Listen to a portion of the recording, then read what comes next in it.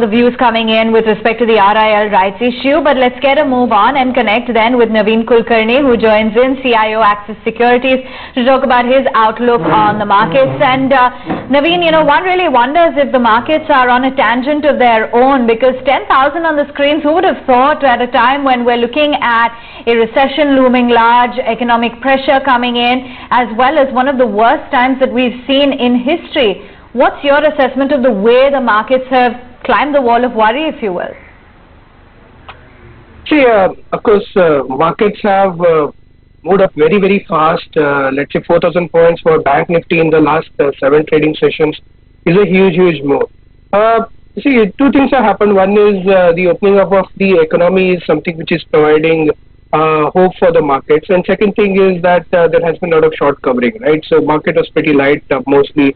There are a lot of shorts in the market after the extension of bank moratorium.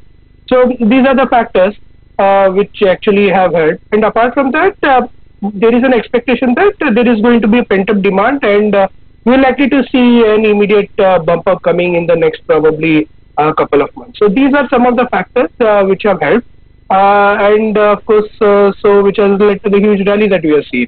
But having said that, I believe from here on the markets are likely to be range bound, because I would say that most of the stocks which have rallied in, apart from banking sector, I think the valuations have moved up. There is very limited room in terms of re-rating left there, and from here on it will depend on how the operating performance starts panning out.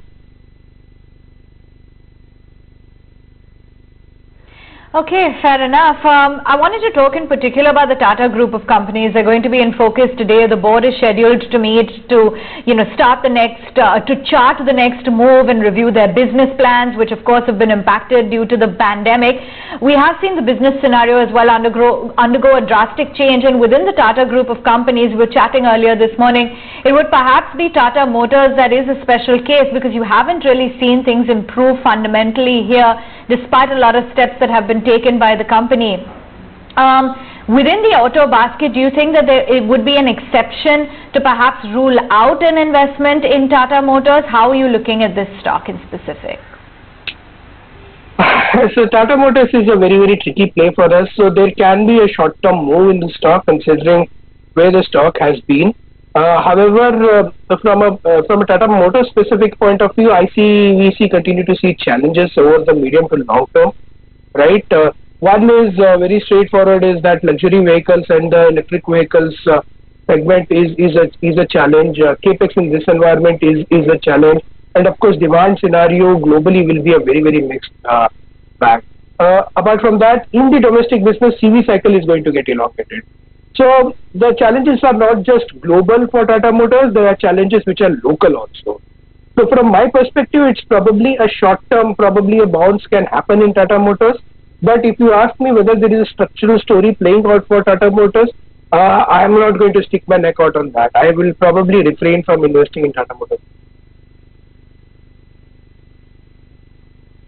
Yeah, indeed, because you have seen that underperformance as well plague the stock, and really business sentiment or the business hasn't really improved. In particular, within the cap goods space, as L&T in focus tomorrow, it will be coming out with its numbers, and largely on account of the impact of the pandemic, we're expecting things to slow down a little bit.